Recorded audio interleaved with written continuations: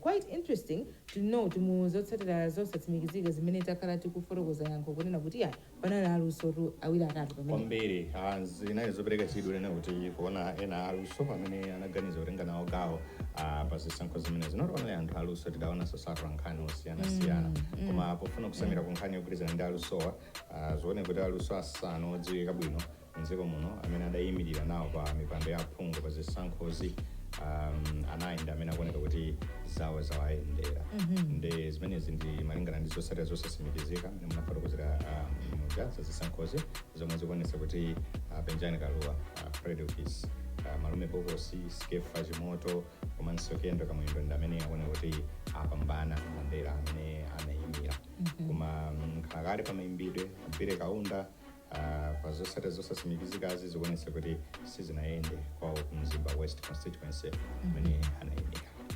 Mwina nkumati kodi tikakamba nkhani ya aluso ndi ndani fuka zikuoneka kuti ndangapo amene anapanga nawo anayima nawo ulendo uno kuphatikizapo atona nkhani munje unafotokozera munje kuti sona gulu iliso likuoneka kuti lili ndi gawo lokuzokhala nalo zogwirizana bwanji mwina za lusozi ndi ndani.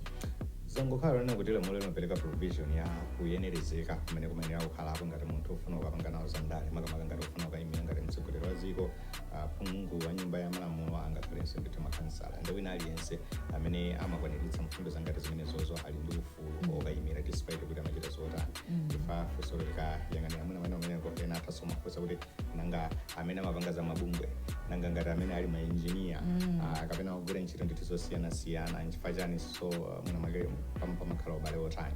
But in this particular case, it's very interesting. Kuti kunkhani yogwirizana ndi zaluso pakati pa padali kukankha kwa biru ija ya NAHEC ne anzathu aluso amapita ndithu manena kuti bwanji tikhalenso ndi arts council ku Malawi njenga chonena kuti zochitika za anthu azaluso zikhala zopangidwa ndithu support munjira yapaderadera ngati imene kumachitira mapangidwa perform sports council ndidaona kuti nkhani ngati imene ija idakankhidwa ku nyumba ya malamulo mpaka na biru ija atinkhina ngati yaluso ndi kusayiniridwa tufuna ndondomeko zonena kuti zotsatira kuti arts council ikhazikitsidwe mdziko muno ndipo azaluso azitha kupanga benefit from existence ya chinthu changati chimene chichi so tikaona kuti aliponso azaluso okwanira ndithu anayi I think it's a very good move. Ntchito yayikulu ya anzathu amene amakakhala ku nyumba ya malamulo ndi kuthandiza nawo kupanga malamulo kuti athandizire dziko lino ndi pakuonekera zinthu zangati zimene zamakhala kuti apangaso kale ma interest anthu amene ali azaluso ndi I think it's a very good thing kuti tikuona kuti azaluso alipokonera naye anthu amene so akhala so muzaluso zokakanthawi katali so kuti ali ndi understanding yapaderadera ya ma challenges kapena zobetchera ziwiri zitatu zimene azaluso amakhala kumana nawo. Chiyembekezo cha anthu ena amene azaluso akaona zimene zikuchitika amazaona kuti mwina mwake nkhawa zawo zitha makamvedwa bwino ku nyumba ya malamulo. But we have seen other situations mwina mwake in the past pamene azaluso nkupita ku nyumba ya malamulo kumonso maona kuti chinthu chimene chikuchitika kwenikweni ndi chitichi so maona apa zimene adafotokozera Fred Office amene anayimira ku Atlanta Soche Zimbabwe constituency amene anafotokoza kuti sakupita ku nyumba ya malamulo ngati maluso chabe koma ndizoposa apa kuti omwe amsankha ndi anthu osiyanasiyana chimodzimodzinso Skefa Chimoto amene anayimira ku Nkhotakota South watotumiki ndi omwe uja kungoti apa aulunjika kutumikira anthu ndi akwawo omwe amamusamalira komanso mnamake amene adamubereka koma ndizozonena kuti so mfundo zimene zizofuna kutukula aluso anzawo zikadali pa mtima of course mwina ndimangofuna ndiwonjezerepo kunena kuti nkhani zaluso ndizosangalatsa kwambiri komanso zovuta for lack of a better word chifukwa chonena kuti tikapita makamaka kumbali ya mayimbidwe kuti apa tukamba tipereke chitsanzo cha Benjani Kaluwa amene ali Fred Office komanso Skefa Chimoto tikapita kuka break pang'ono umatha kuona anthu kulemba bema comment kuti tikadali nani nyimbo ya mphamvu imeneyo so kuti music it goes a long way anthu amakhala ndithu akumvera. It's a source of healing, it's a source of happiness. Ndifukake mwakwati muja timaona ndithu kuti madansa abuka kuti ankolawa bwanji dansi imeneyi chifukwa cha nyimbo ya munthu amene ambiri amene aone kuti ayima ndikupambana malingana ndi zotsatira zosasimikizika amene ali aluso I think in their personal lives apangaso zinthu zina zake zazikulu zimene malamulo apanga upload. For example, in the case of Fred Office, I think he's a force to reckon with. Tikamayang'anira ndi mmene wakhala akulikulira achinyamata komanso mwina mwake kukhala chitsanzo chabwino pazochitika zosiyanasiyana ndi achinyamata amakondocheza ndi achinyamata kwambiri Fred Office ndi kwa achinyamata amene akhala ndi mwayo onkhalira ndithu pafupi ndiye kuti alimbikitsike mu njira zosiyana. He has always been a firm believer in kuti achinyamata ndife atsogoleri apano ndipo tikuyenera kuchita zimene zithu sizotheka pofuna kuonesa utsogoleri umene akuphatikizapo ndithu ngagawo pa nkhani zogwirizana ndi ndale. Taonanso nkhani zangati zomwezi zimene sikepe chimoto wakhala akupanga including mwina mwake kutulusa nyimbo zina zimene zimalimbikitsa mwina pena achinyamata kuti azikhala anthu olimbikira nyimbo ngati kankha achinyamata kankhani. So utumiki I think umadusa pa zimene zizi ni munthuso amene adali okonda kupemphera kwambiri ndikukumbukira tsiku la Zisankho I think a day before adazalemba pa utatavu wake pa mchezo ne kuti ndachiona cha nzeru kunena kuti munthu ayanga pamene iyi pamene tikhale kupita kuchisankho mawa ndine munthu okonda ndithu mtendere ndofuna ndipempherere dziko ndi ndofuna ligwise ntchito luso langa ngoti ndikakhala ndikayimba ndithu kukachisi usiku wa lero ncholinga choti ndikhale ndikulembekezera chisankho chimenechi anthu tikhale tikavota mwa mtendere komanso zisankho zisatulukenso ndithu mwa mtendere. Anthu angati amenewa achina Kendo I think he has to be applauded for zinthu zimene wakhala kuchita zogwirizana ndi luso kuyambira pa anyamata anyemba nziko muno sitingathoka nkhani zogwirizana ndi mayimbidwe without talking about them. I think they brought humor to the space. Makadema nyimbo zawo makala osangalatsa kwambiri. Humor brings some sort of healing and it's therapeutic. So tikamayang'ana zinthu zangati zimene zathandiza kwambiri olo mwina mwake the dynamics in the movie industry zidakangati zapangidwa shake chifukwa cha achina Kendo akusapo mamuvi ngati School Days, Welcome to Maula, mamovies amene tikamayang'anira pakadali pana pa YouTube apanga mass over a million views. A million views. So ndi chiyembekezo chonena kuti upangiri wawo umene adakugwiritsa ntchito maluso awo osiyanasiyana ndikumatha kuperekera uthenga osiyanasiyana atha kugwiritsa ntchito space imene yapatsidwa ku nyumba ya malamulo ndicho linga chofunanso kusintha mwina mwake zinthu mdziko muno komanso m'madera mwawo. Tikaunikira anthu amenewa sikuti tinganene kuti anachitofika zaka kandi 70 ka 60 ayi tikhoza kunenabe kuti ndi achinyamatabe.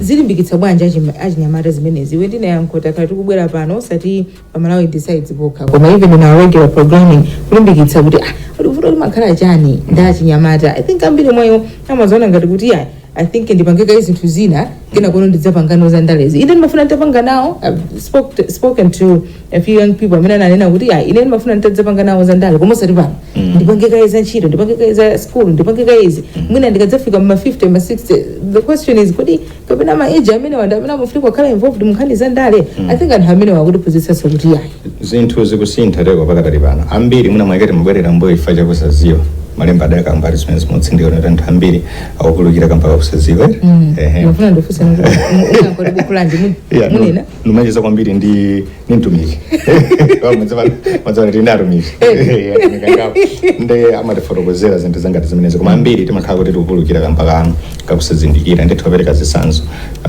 nimazacheza ndithu pa utatafu ndi anthu ena akawiri atatu ndi kudali kukambirana nkhani zogwirizana ndi kugula mashares ndi zimene zimakhala bwanji only to realize kuti mnamwenge zinthu ziyasizochita kuvuta kwene so chithunzithunzi chambiri chimene achinyamata makhala nacho muno mwekambuyo mulikambakamba nkhani zogwirizana ndi ndale nchonena kuti uyenera kukhala ndi ndalama uyenera kukhala ndi ma-connections uyenera kukhala munthu wina akesi wamkulu osaziwa kwenikweni mene chimachitika nchotani. So participation ya achinyamata ena ngati amene olo amene amaonekera kuti ndi achinyamata waifeyo achina Fredo achina Kendo achina Skefe chimoto ndi chabwino kwambiri ifa chikupereka chithunzithunzi china cha achinyamata participation yawo nkhani zogwirizana ndi ndale nkuma zoona kuti angakhale ali nkochepa angakhale asali akulu pali njira zake zimene angathe kumatsatira ncholinga talinga nawo ngawo pa nkhani zogwirizana ndi ndale ndipo nthawi yake ndino isakuyenera sotere kwabwerera mbuyo kulimba mtima wanga tumene kokwalimbikisa I think achinyamata ambiri. So zina tikamaziyang'anira patali timangoziona ngati nzophweka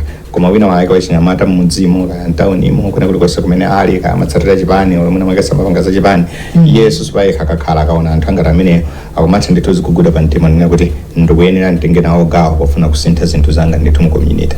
You don't really need a political party as per se.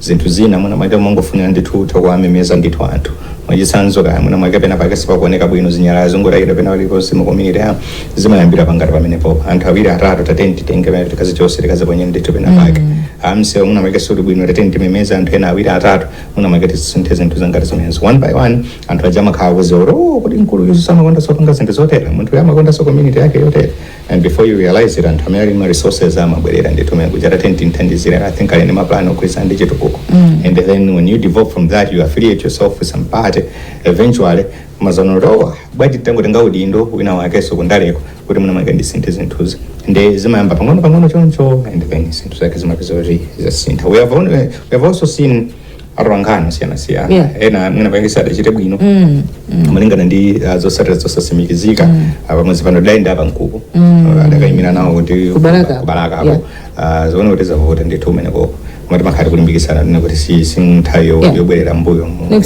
next time there is always next time taona akankwatira dathamanga nawo I think kuneno I think isomeko kusezidayendeso bwino kwenikweni ndizo zone kuti kudali Deos Sandra I think adathamangaso kublanta kuno zione kuti Sizinayende bwino koma nkhani yake ndi imene yone kuti nthawi zina zake zimatha kuyenda nthawi zina zake sizimatha kuyenda munthu mmodzi never give up ubwino wake we all have a shared vision that shared vision ndiyo nene kuti madera athu apite patsogolo so if it is not me this time around it is you then I have to play my part upanga support nchotenga choti zimene ufunazo ngati masomphenya zikwaniritsidwe sikuti naso nkazakhala ine lero linonso mzachireso chimozimozi I think we spoke about this at some point in time nena kuti tikamayang'anira maiko ngati mene kuli America uchi aba amasiya ma personal interest makamaka ikafika pano kuti chisankho chadusa endera sankha munthu amapanga za dziko nena kuti atitenti tukule ndithu dziko latentiende ndithu limozi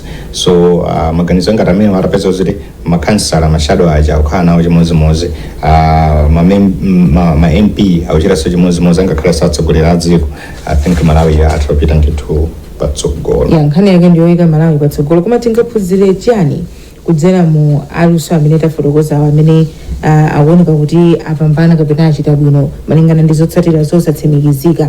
I'll give an example enena kuti pali ena mwa iwo mwina it's the first time you correct me if I'm wrong but I think it's Kefa it was the first time kuyimira ngati phungu wa kunyumba ya malamulo tikaona nkhani ngati za Penjani Kaluwa amene ali Fredokisi sikanali kuyamba koma iyayi akuoneka kuti anachilimikabe iyayi ulendo unokugwa kubweraso ulendo unokugwa kubweraso askefa ayiphula first time tingaphunzire chani pamenepo nkhani imene timafotokoza kuyambirira pajanena kuti kutenga nawo gawo ndi chimene chili chofunikira pakatali panopa ambiri timakhala kudandaula nkhani zogwirizana ndi dziko lathu koma timakhala ngati ma spectators we are social media journalists ndeti mapita pamene pachankalira pamene zisankho zikuluzikulu ndi ziganizo zikuluzikulu zimachitika ku nyumba ya malamulo komanso at an executive level if we don't push ourselves so longa tikulephera kuzikankha kuti tikhale nawo gawo lazochitika kumene kuchako palibe zinthu zimene zingasinthe and ambiri ndizija zimapezeka kuti tikulira chifukwa chokuti sitikudziwa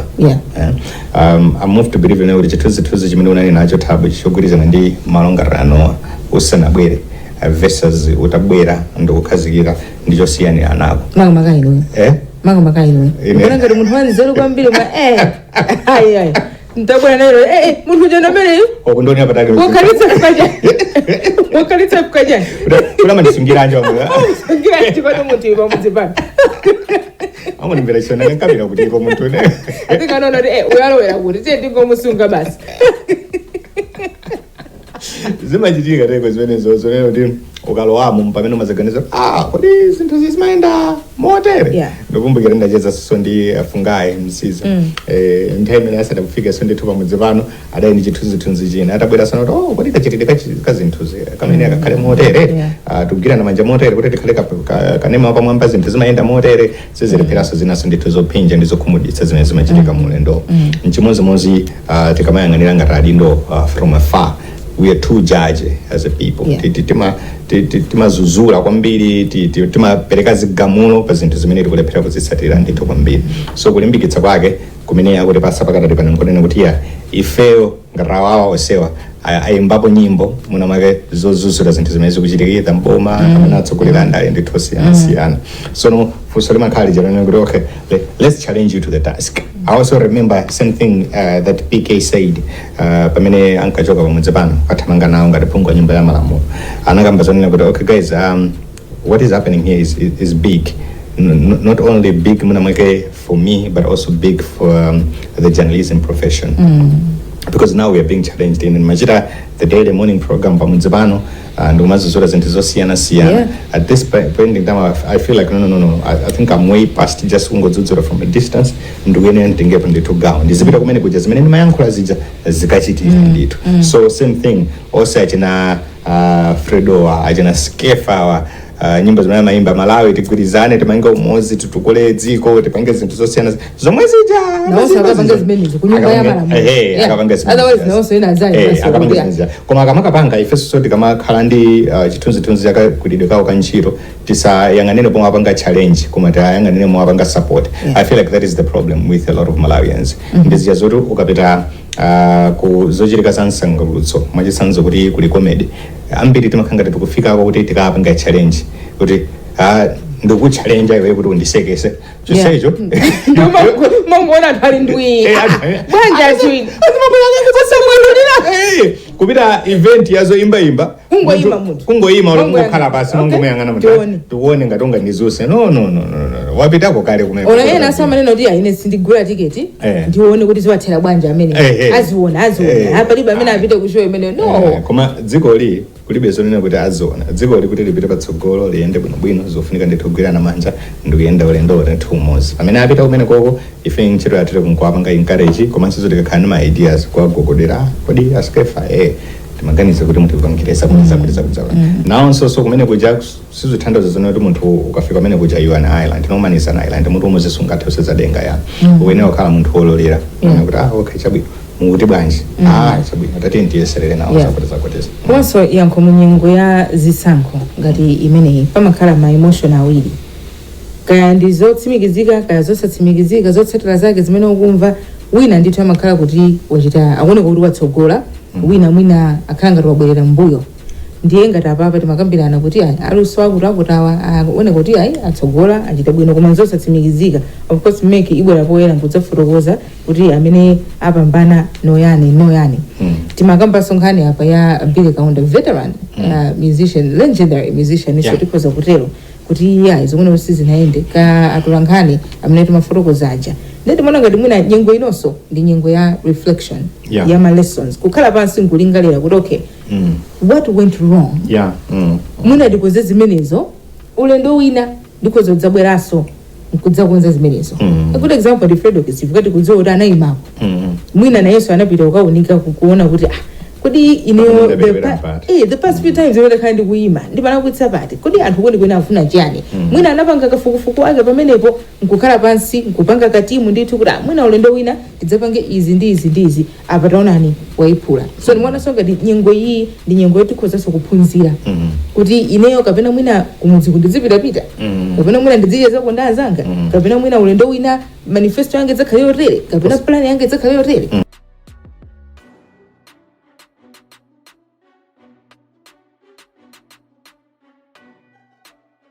amene adathamanga ukafuna ukayima ngati mashado MP kana makansala tamadera wawo athu amanena kuti ukamapanga zina zongati zopepera matende wachonchi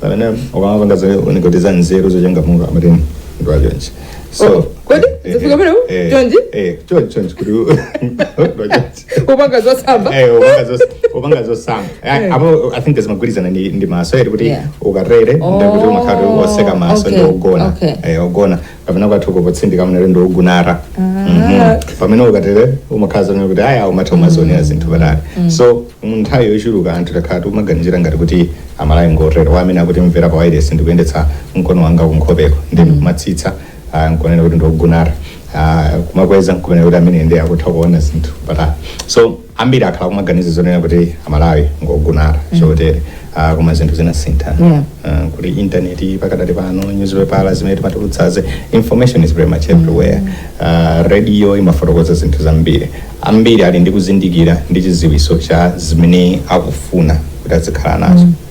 You don't need to be told as a Malawian kuti ichi chimene ukufuna. No. What is right is right. There is no justification, and what is wrong can't also be negotiated. Komati chisi kuti ncholago kwambiri. No. What is wrong is wrong. We know the basics. Amalawi ufuna chani?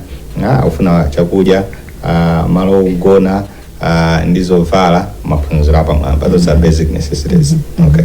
Are you providing that, or are you giving my promises? I mean, are you aligned to that? Yes or no? If the answer is no, you're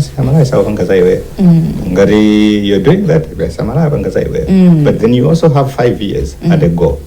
You think ngati sokupanga chinthu china yakaso cha nzeru cholongosoka mthaya ngati mecha amala ako kasa chinthu chipera kumvera ndi chisoni. No. Ili ngati banja sitimakwatirana kumvera na chisoni. Kodi?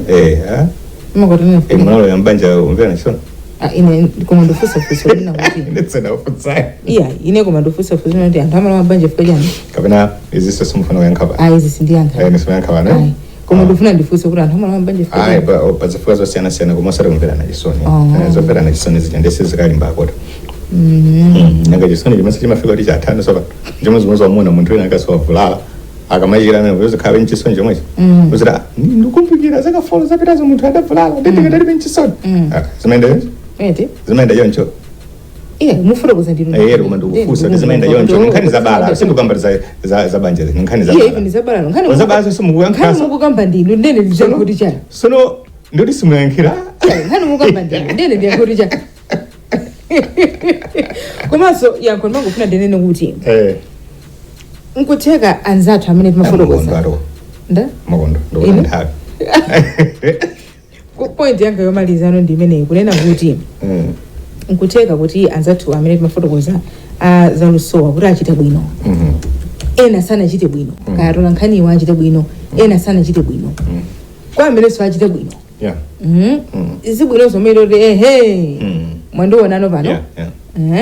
Mwachitsanzo ine ndachite bwino. Ine simuna chite bwino. Ndene nziro bwera kuti masomo anu kuti mwaonatu. Ine ndamene anthu kudera kwathu kuno andikonda. Ndimona ngati kuti mwina nyengo iso. Umafunika usangalale munthu. It's an accomplishment, right? You worked hard, usangalale, kuma you can manage that ndi grace. Kulena kuti mene mufotokozera kuti pamawa ukozopeza kuti amalawi so azindikira kuti I think it's kuti thandizana. Ndifake mufotokozera kukulikira kuti kuli mukusaziwa chifanzero rima imapena paliposi.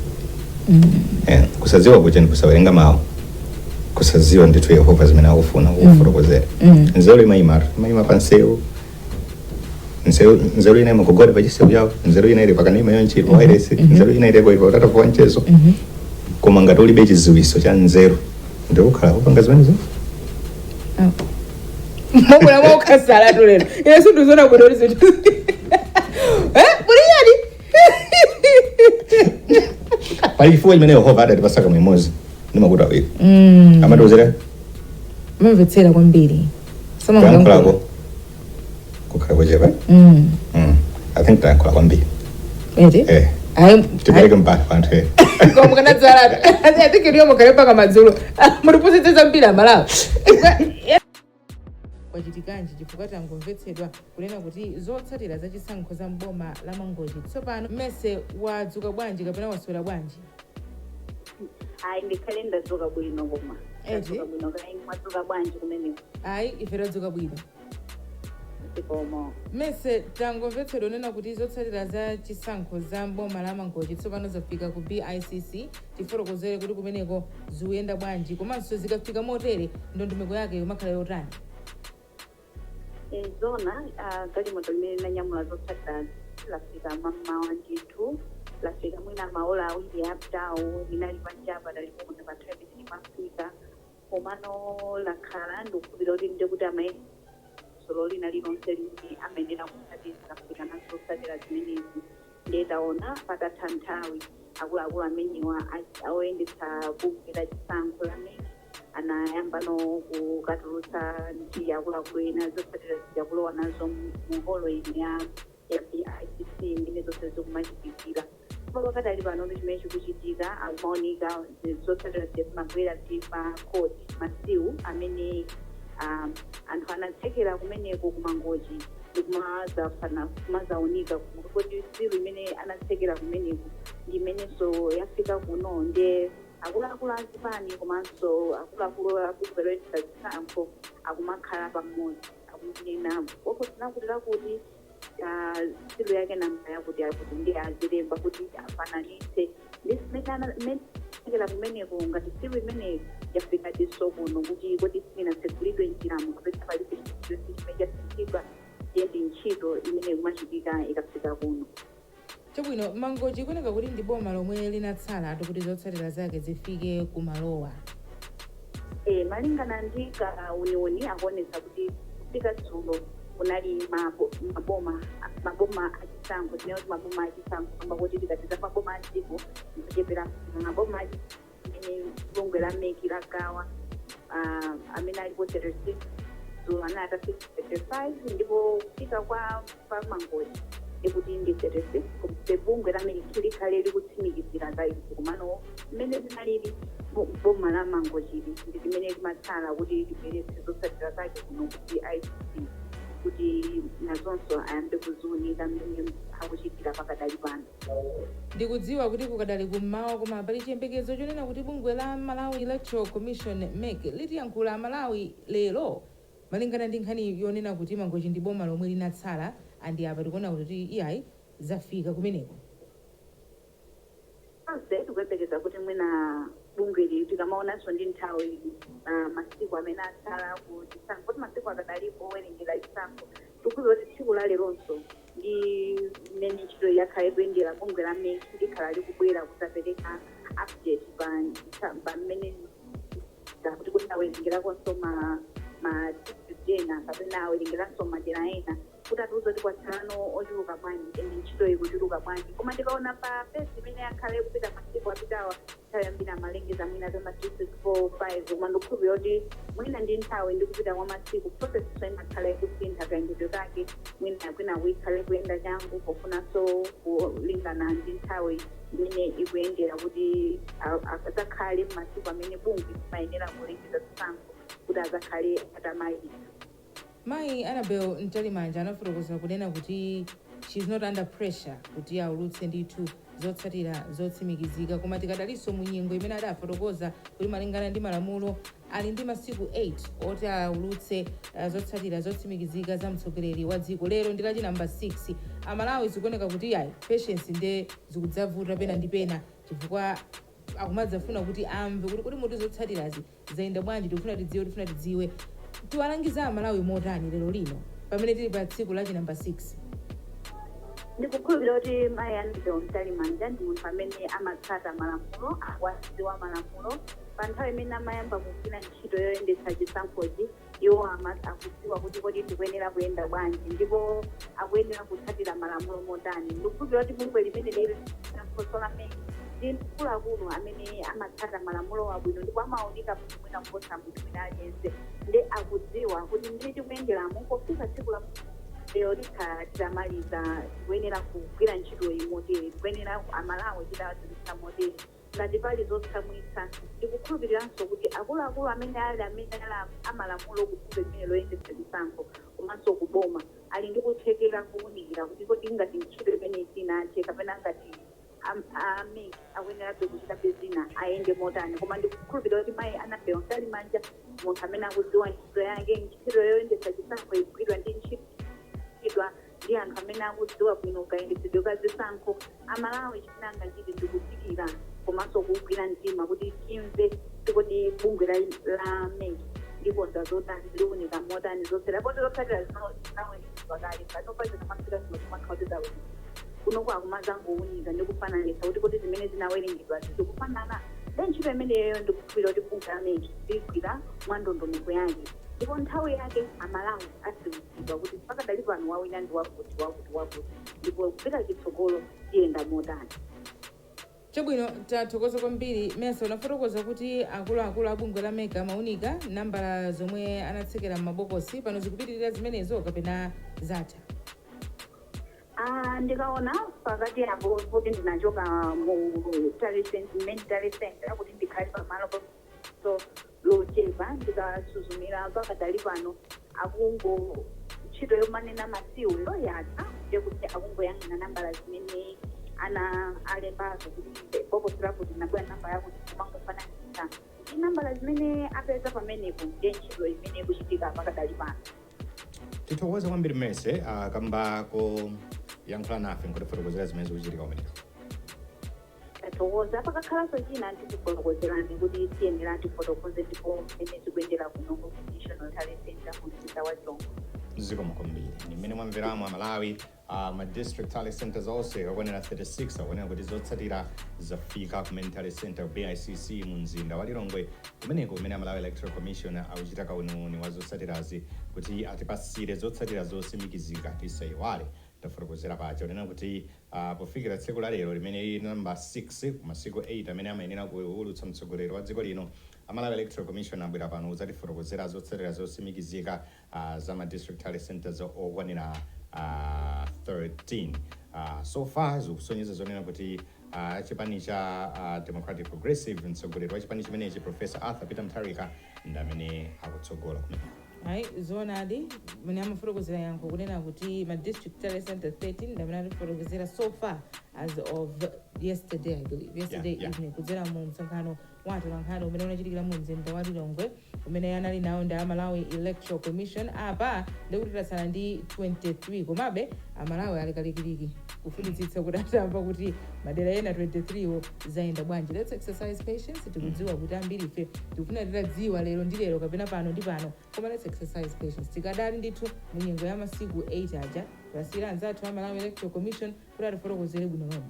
Ndifaka mufotokoza nena kuti mphamvu oluphuma silingaposera moyo yayi lamulo ngatatsindika unena kuti zinthu zikuyenera ziyende mwakuti ife tilibenso choice uma woyanitsitsa kuti lamulo likulemekezedwa.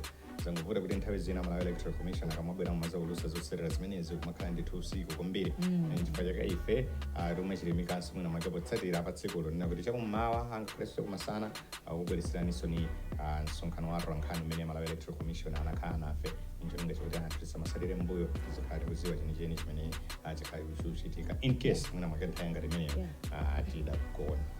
Malawi 7,200,000 ndamene analembetsa kuti iwo afuna adzaponye voti koma obzolera 4 million ndamene anakaponya voti yawo pa 16 September chaka chino. Lero ndi pa 22 kusonyeza kuti kwadutsa ndithu masiku 6 tiponyereni voti.